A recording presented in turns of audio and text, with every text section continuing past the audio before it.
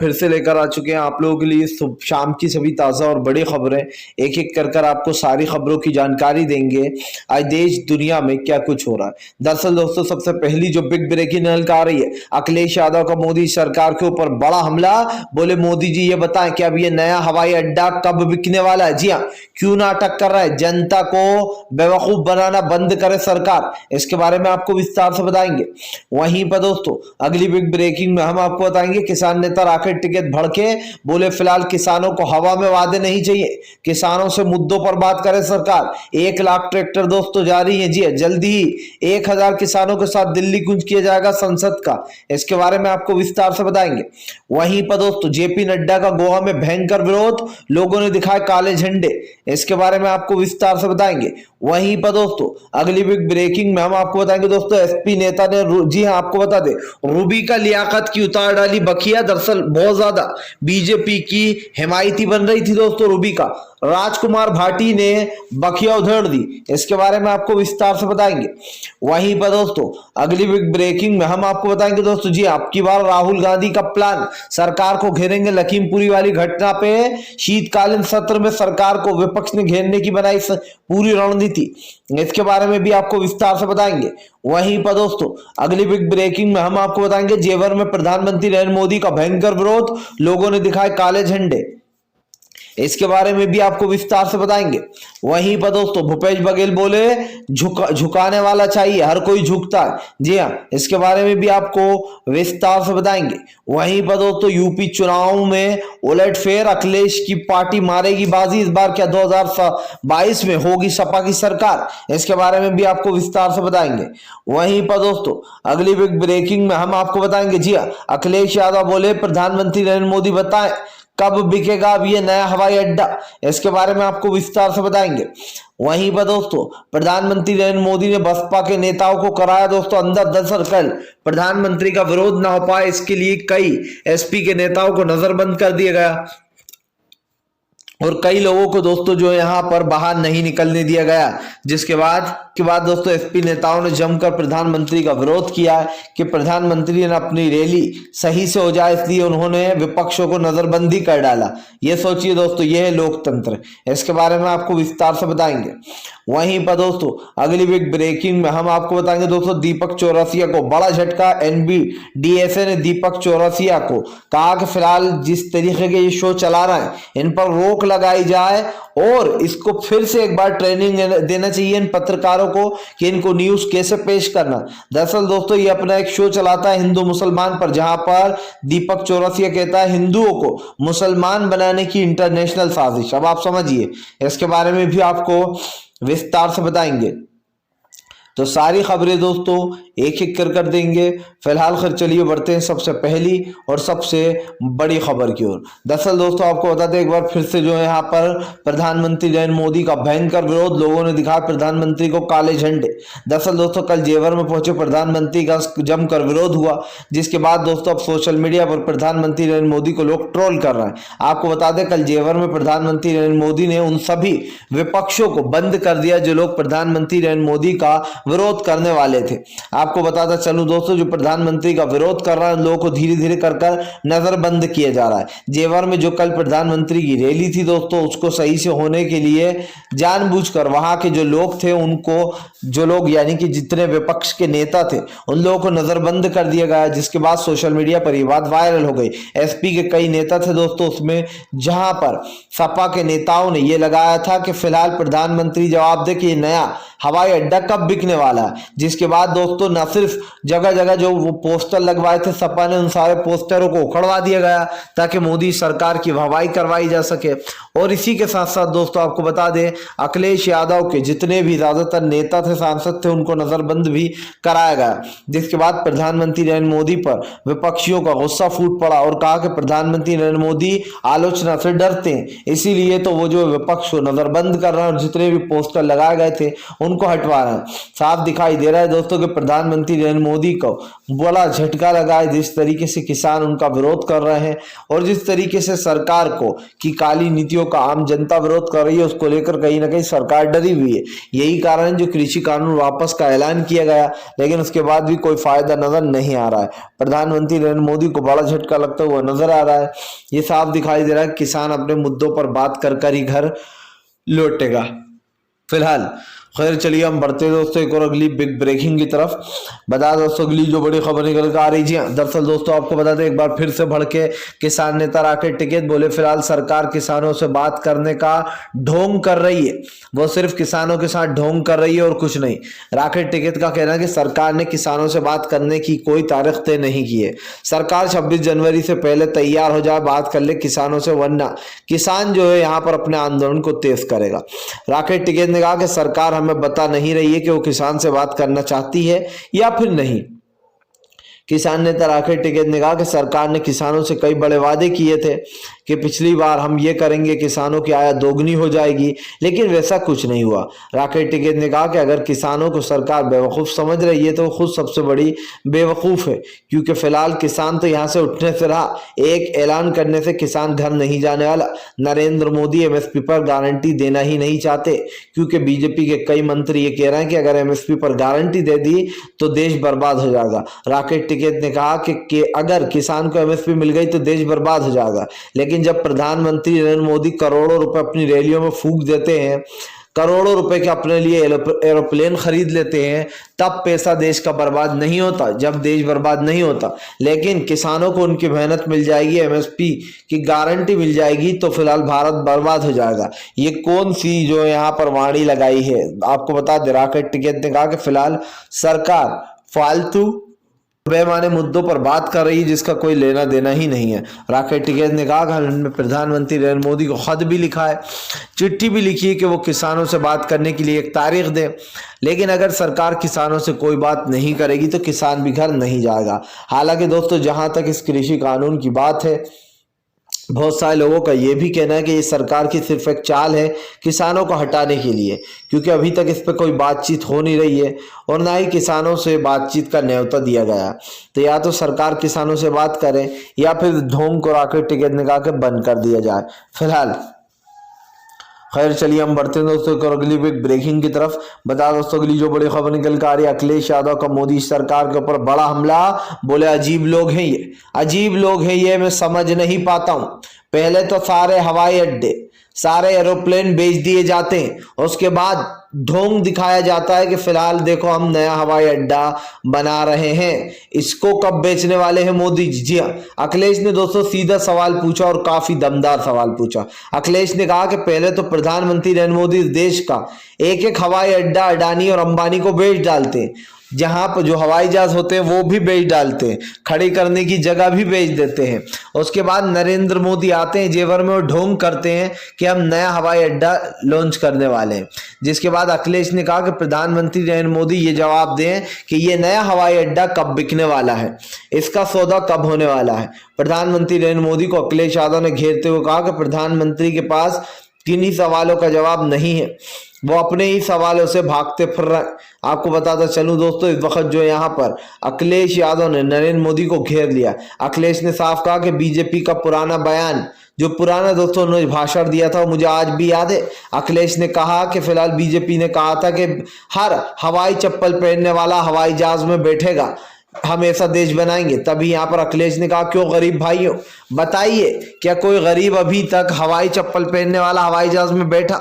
जिसके बाद दोस्तों कहीं ना कहीं अखिलेश के इस बयान को काफी पसंद किया जा रहा है, क्योंकि जो भारतीय जनता पार्टी ने लोगों को दोस्तों एक तरीके के सकते नारा दिया था, या फिर जो लोगों को ये समझाने की कोशिश की थी कि भैया देखो हम जो है यहाँ पर ये ऐलान करते हैं कि हर हवाई चप्पल पहनने वाला हवाई जहाज में बैठेगा, हम ऐसा भारत बनाएंगे, लेकिन हुआ वैसा कुछ नहीं। महंगाई दर बदर बढ़ती गई, बेरोजगारी लगातार चरम सीमा पर आती गई, आम जनता भड़कती रही, लेकिन सरकार को इन मुद्दों से कोई फर्क नहीं पड़ता। या तो सरकार बात करे या फिर सरकार दोस्तों इन मुद्दों से अपने आप को बचा ले, क्योंकि सरकार क्या करना चाह रही है दोस्तों ये आम जनता भी नहीं समझ पा रही है। नहीं सरकार को कुछ पता है, ना ही आम जनता को। फिलहाल खैर चलिए हम बढ़ते हैं दोस्तों एक और अगली बिग ब्रेकिंग की तरफ। बता दोस्तों के लिए जो बड़ी खबर निकल कर आ रही है। दरअसल दोस्तों आपको बता दें, अब जो यहाँ पर बसपा को एक और बड़ा झटका, बसपा के एक और नेता ने छोड़ी पार्टी। दरअसल दोस्तों मायावती को एक के बाद एक बड़े झटके लग रहे हैं। अब आपको बता दोस्तों, बसपा के जो नेता है शाह आलम, उन्होंने भी जो यहाँ पर अपना इस्तीफा दे दिया है। आपको बताता चलूं दोस्तों, मायावती की बसपा को एक के बाद एक बड़े झटके लग रहे हैं। इससे पहले भी अखिलेश यादव ने मायावती के कई विधायकों को उड़ा लिया था। अखिलेश ने दोस्तों कहीं ना कहीं मायावती को बड़ा झटका दिया था, लेकिन अब मायावती की पार्टी से एक और सांसद ने जो यहाँ पर अपना इस्तीफा दे दिया है। साफ दिखाई दे रहा है दोस्तों कि चुनाव से पहले मायावती की पार्टी कमजोर होती चली जा रही है। पिछली बार भी मायावती ने कुछ खास अच्छा प्रदर्शन नहीं किया था। यही कारण था दोस्तों जो मायावती को ज्यादा सपोर्ट नहीं मिल पाया था। और इस बार भी दोस्तों देखने में यही लग रहा है कि फिलहाल मायावती को बड़ा झटका लगता हुआ नजर आ रहा है, क्योंकि जिस तरीके से पार्टी लगातार कमजोर होती जा रही है, उसको लेकर कहीं ना कहीं आम जनता को ये लग रहा है कि फिलहाल मायावती को वोट देना वेस्ट है फिलहाल। खैर चलिए हम बढ़ते हैं दोस्तों एक और अगली बिग ब्रेकिंग की तरफ। बता दोस्तों अगली जो बड़ी खबर निकल कर आ रही है, गोवा में दोस्तों जेपी नड्डा का भयंकर विरोध, लोगों ने दिखाए काले झंडे, डॉक्टरों ने। दरअसल दोस्तों आपको बता दें, कल जो यहाँ पर गोवा में जेपी नड्डा पहुंचे थे। जैसे जैसे दोस्तों चुनाव करीब आ रहा है, वैसे वैसे 5 राज्यों में हर एक पार्टी अपना प्रचार कर रही जाके कि वो किसी तरीके से सरकार बना पाए। लेकिन दोस्तों आपको बता दें, कल गोवा में जेपी नड्डा का भयंकर विरोध हुआ। जेपी नड्डा का दोस्तों भयंकर विरोध होते हुए गोवा में जो है यहाँ पर अब बड़ा झटका लग गया है बीजेपी को।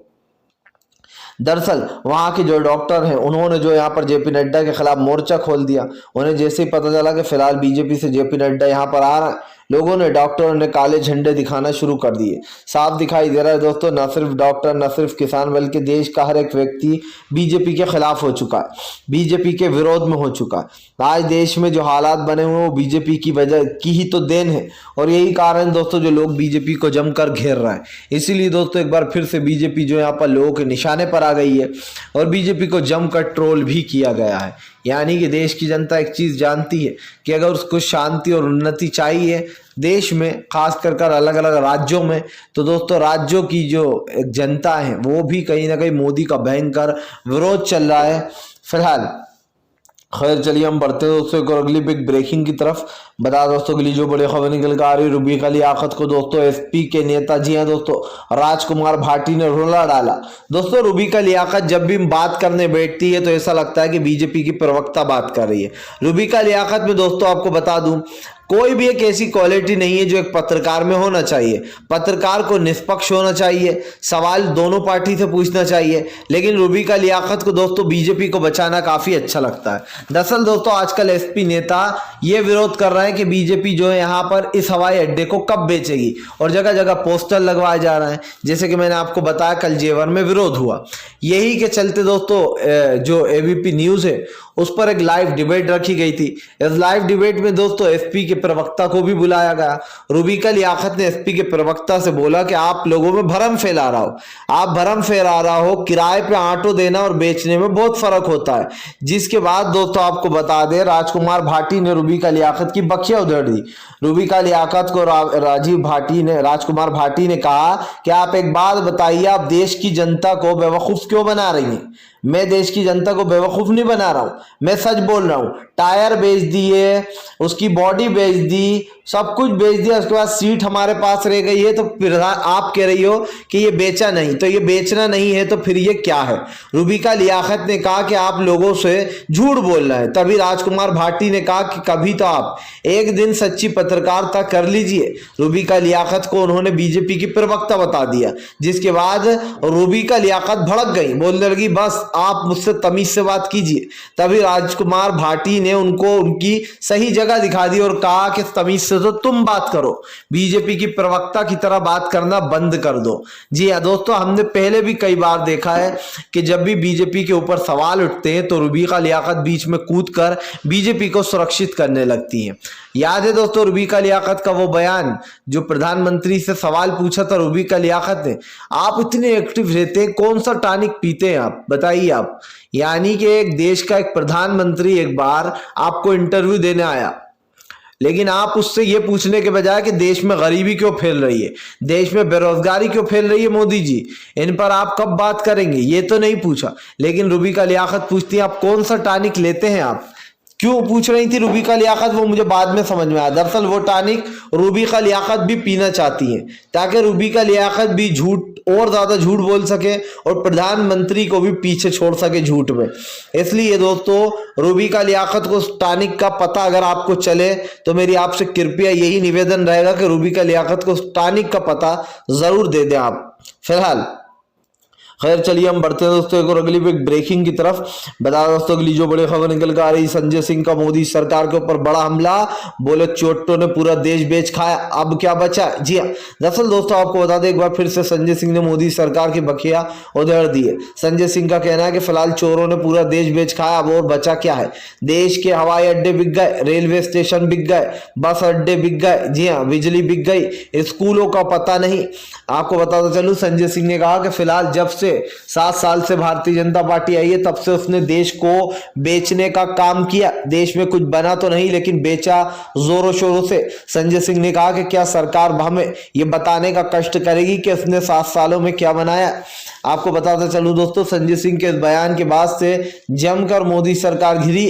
संजय सिंह ने कहा कि फिलहाल सरकार सिर्फ और सिर्फ जनता को धोखा देती है, जनता से जो वादे करती है सिर्फ एक जुमला रहते हैं। खुद नरेंद्र मोदी और गृह मंत्री अमित शाह कहते हैं कि भाई हमारे तो चुनावी जुमले रहते ही है। जिसके बाद संजय सिंह ने कहा कि भैया प्रधानमंत्री नरेंद्र मोदी किसी सवालों का जवाब नहीं देते, उनको ऐसा लगता है कि बस वो ही बॉस है। जनता सवाल पूछे तो उनके सवालों का जवाब मत दो, विपक्ष अगर सवाल पूछे तो उसके सवालों को भी मुकरा दो, और कोई अगर सवाल पूछे तो किसी के सवाल का कोई जवाब नहीं। ये भारतीय जनता पार्टी की दोस्तों स्ट्रेटजी है। दोस्तों जब ये सत्ता में आए थे लगता है तभी इन्होंने मीटिंग करी और स्ट्रेटजी बना ली कि भैया ना ही कोई लाइव कॉन्फ्रेंस करेंगे ना किसी को इंटरव्यू देंगे, क्योंकि इससे हमारी छवि बिगड़ेगी, लोग हमसे सवाल पूछेंगे। और यही कारण दोस्तों जो मोदी सरकार अपने आसपास एक भी पत्रकार को फटकने तक नहीं देती मोदी सरकार। आपने कभी देखा मोदी सरकार ने इंटरव्यू दिया हो? नहीं। जब से सत्ता में आए तब से इतना डर लगता है मीडिया से मोदी जी को कि मन की बात करने चले जाते हैं, क्योंकि मन की बात में दोस्तों ना कोई सवाल पूछने वाला होता है ना ही प्रधानमंत्री उन सवालों का जवाब देते हैं। मन की बात में बस खुद की ही मन की बात करते हैं और भाग निकलते हैं। इससे एक चीज साफ हो जाती है कि प्रधानमंत्री को सिर्फ अपने बारे में सुनना अच्छा लगता है और बाकी अगर उनकी आलोचना हो तो उनको बहुत दुख होता है। इसीलिए नरेंद्र मोदी जो है दोस्तों किसी पत्रकार को अपना इंटरव्यू भी नहीं देते हैं। यह साफ हो जाता है कि नरेंद्र मोदी दोस्तों एक बहुत ही ज्यादा कह सकते हैं कि डरपोक प्रधानमंत्री हैं। फिलहाल खैर चलिए हम बढ़ते दोस्तों एक और अगली ब्रेकिंग की तरफ। बता दोस्तों अगली जो बड़ी खबर निकल कर आ रही, दीपक चौरसिया को दोस्तों जी NBDSA की फटकार, बोले फिलहाल फिर से सीखो पत्रकारिता। दरअसल दोस्तों दीपक चौरसिया जैसे पत्रकार जो है वो हिंदू मुसलमान करते हैं, देश में नफरत फैलाते हैं दोस्तों, और पत्रकारिता को एक अलग ही रुख दे देते हैं। आज जिस तरीके से दोस्तों दीपक चौरसिया पत्रकारिता करता है, इससे एक चीज साफ हो गई है कि फिलहाल देश में नफरत फैलाने की साजिश इन जैसे गोदी पत्रकार ही करते हैं। और यही कारण है दोस्तों जो कहीं ना कहीं दीपक चौरसिया घिरता चला जा रहा है। दीपक चौरसिया जो है दोस्तों, दीपक चौरसिया उसको कहीं ना कहीं सरकार के खिलाफ एक एजेंडा चलाना है और सरकार को सही बताना है। यही कारण दोस्तों जो दीपक चौरसिया को अब जो यहाँ पर फटकार लगाई है, और क्या फटकार लगाई है दोस्तों NBDSA ने, यह हम आपको बताते। दरअसल दीपक चौरसिया अपने टीवी पर दोस्तों एक शो चलाता है। बेसिकली ये शो हिंदू मुसलमान पर समझ लीजिए, क्योंकि इसके शो में नाम है हिंदुओं का, जी हाँ हिंदुओं को मुसलमान बनाने की जो है दोस्तों इंटरनेशनल साजिश, इस नाम का हैशटैग शो चलाता है, जिसके ऊपर अब NBDSA ने कहा कि फिलहाल इनको फिर से एक बार पत्रकारिता सिखानी होगी भारत के पत्रकार को। आपको बताता चलूं दोस्तों इस वक्त जो यहाँ पर हमारे देश में नफरत यूं ही कम नहीं है, लेकिन चाहे वो रूबी का लियाकत हो, चाहे वो दोस्तों दीपक चौरसिया हो, सुधीर चौधरी हो, अमीश देवगन हो, अर्नब गोस्वामी हो दोस्तों, या फिर और भी अंजना ओम कश्यप हो, दिग्गज जितने भी पत्रकार हैं दोस्तों, सुशांत सिन्हा हो, ये सारे के सारे पत्रकार दोस्तों सिर्फ एक काम के लिए बैठे हैं कि हमें मोदी सरकार को ही तारीफें करना है, जनता को अगला मार्क सेट करके देना है कि जनता बीजेपी को ही वोट दे। और इसीलिए दोस्तों इनके सारे चैनल को मोदी सरकार जमकर पैसा देती है, जी हाँ, जमकर एड देती है ताकि ये लोग मोदी सरकार का बखान करें और जनता तक झूठ पहुंचाएं। और सच बात तो ये है कि जनता तक झूठ पहुंच ही रहा है, इस बात में कोई दो राय होना नहीं चाहिए।